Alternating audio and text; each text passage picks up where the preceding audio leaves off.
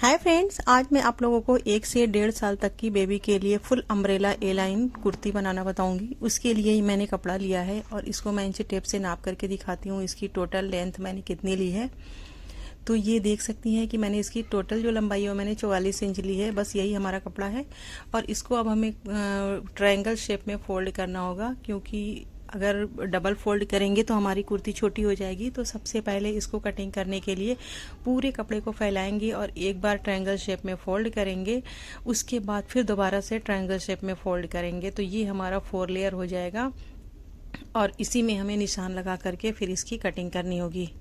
तो मैं आपको एक बार अच्छी से दिखा दे रही हूँ कि देखिए मैंने इस तरीके से इस कपड़े को फोल्ड कर दिया है। मैंने एकदम से तिकोना कपड़ा फोल्ड किया है।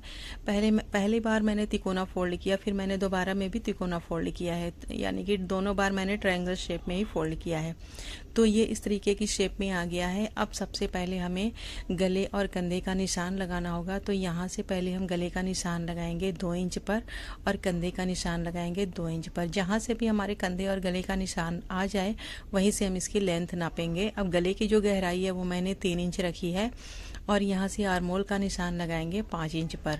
अब इसको इस तरीके से यहाँ की जो चौड़ाई होगी चेस्ट की उसको हम नापेंगे। तो मैंने 7 इंच पर निशान लगाया है और इस तरीके से मैंने निशान लगा करके चौकोर बना लिया है और इसमें गोलाई का शेप देना है। तो ये हमारी आर्मोल का निशान हो गया।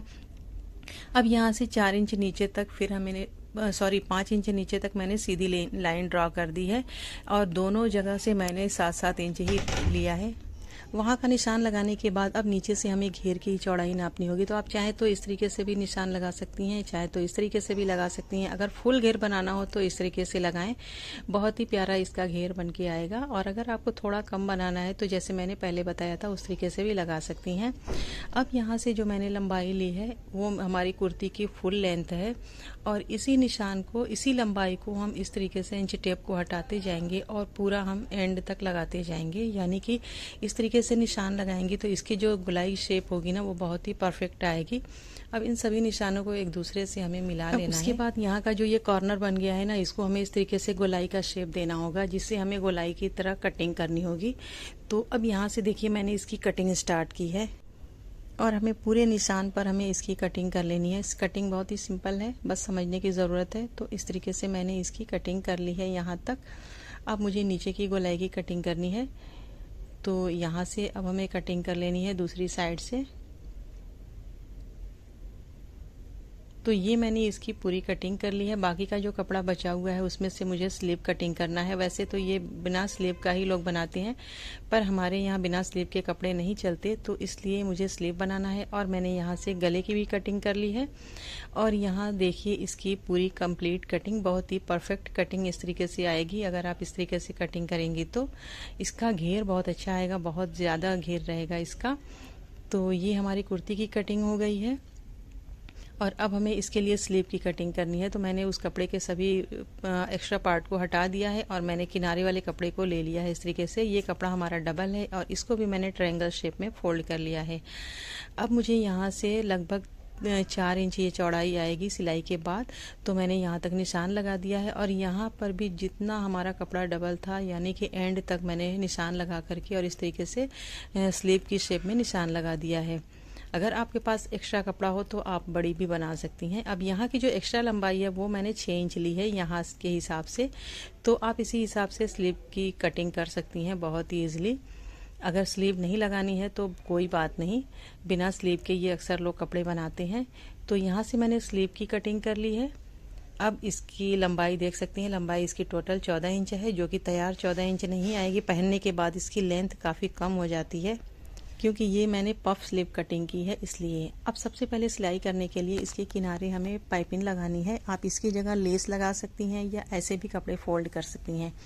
तो मैंने यहाँ पर पाइपिंग को ज्वाइंट किया है। अब सीधी साइड से फोल्ड करके पाइपिंग की सिलाई लगाएंगे। तो यहाँ से देखिए मैंने पाइपिंग की सिलाई कर ली है। पाइपिंग की सिलाई के बाद फिर हमें स्लीव इसके कंधे को ज्वाइंट करना है, जो मैंने कुर्ती कटिंग की है। तो पहले हमें दोनों की स्लीव को, दोनों के कंधे को ज्वाइंट कर लेना है।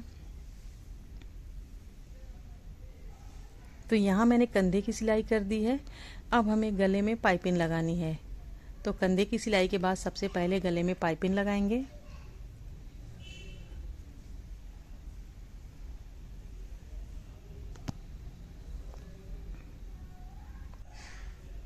तो ये मैंने पाइपिंग को नीचे की साइड से ज्वाइंट कर लिया है। अब ऊपर की साइड से फोल्ड करके इसकी हमें सिलाई लगानी है।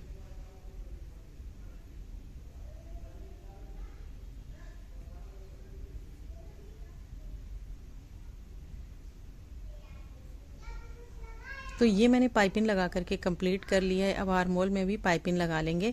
वैसे पाइपिंग लगाने की कोई ज़रूरत नहीं है आर्म होल में, क्योंकि मैंने स्लीव कटिंग की है। लेकिन अक्सर लोग बिना स्लीव के इस कुर्ती को सिलाई करते हैं, तो इसलिए मैंने बता दिया है कि बिना स्लीव के इस तरीके से पाइपिंग लगा करके भी आप इसको बना सकती हैं। और अगर आपको स्लीव लगाना है तो पाइपिंग के बाद भी स्लीव इसमें ज्वाइंट कर सकती हैं। तो दोनों आर्म होल में मैंने पाइपिंग लगा दी है। अब हमें वापस से लेना है स्लीव को, और स्लीव के ऊपर वाली साइड जो मैंने पफ कटिंग की है, इसके लिए हमें प्लेटें डालनी है छोटी छोटी। तो यहाँ से मैंने नीचे की साइड से 3 इंच छोड़ करके वहाँ से मैंने प्लेट लगाई है, और 1-1 इंच की दूरी पर मैंने ये प्लेट लगाई है। कम से कम 3-4 तक ये लगी है। और फिर दूसरी साइड से हम प्लेट की साइड घुमा देंगे, यानी कि ऊपर की साइड करेंगे। इस तरीके से देख सकती हैं। तो इस तरीके से ये हमारी पफ स्लीव बन जाएगी। तो ये देखिए मैंने इस तरीके से इसके चुन्नटों को डाला हुआ है। अब हमें इसको कुर्ती में ज्वाइंट करना है। तो सबसे पहले कुर्ती को लेना है और दोनों के सेंटर पॉइंट को मिला करके वहाँ पर हम इसे पिन अप कर लेंगे। तो यहाँ से देखिए दोनों का ये सेंटर है, यहाँ से मैंने पिन अप कर लिया है। अब इसकी सिलाई लगाना काफ़ी आसान हो जाएगा। तो यहाँ से देखिए हमने स्लीव को रखा है और इसको आहिस्ता आहिस्ता इसमें ज्वाइंट कर लेंगे पूरी गोलाई को। तो यहाँ से मैंने एक स्लीव को ज्वाइंट कर लिया है। ये हमारी एक स्लीव ज्वाइंट हो चुकी है। उसी तरीके से दूसरी वाली स्लीव को भी ज्वाइंट कर लिया है मैंने। दोनों स्लीव की मैंने सिलाई कर ली है। अब साइड से हमें इसे बंद करके सिलाई करना है। तो सबसे पहले हम यहाँ से नीचे की साइड से ही हम सिलाई लगाना स्टार्ट करेंगे, और यहाँ से हम साइड से फिटिंग की सिलाई लगा लेंगे। तो एक साइड की हमारी सिलाई कंप्लीट हो गई है। इसी तरीके से दूसरी साइड की भी हमें सिलाई लगा लेनी है।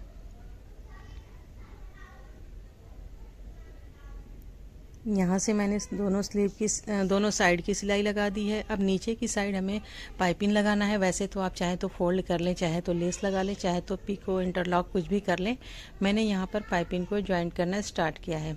पूरी गोलाई में पाइपिंग ज्वाइंट करने के बाद अब फिर हमें यहाँ से फोल्ड करके पाइपिंग की कंप्लीट सिलाई लगानी होगी।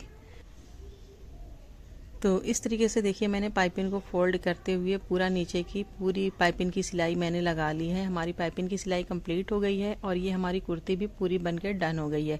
तो ये देखिए कुर्ती का फाइनल लुक, बहुत ही प्यारी सी अम्ब्रेला कुर्ती बनके तैयार है। ये 1 से 1.5 साल तक के बेबी को आप आराम से पहना सकती हैं। उम्मीद है कि वीडियो पसंद आई होगी। वीडियो पसंद आई हो तो लाइक करें और हमारे चैनल को सब्सक्राइब ज़रूर कर लें। अगली वीडियो में फिर मिलेंगे, तब तक के लिए अल्लाह हाफिज़।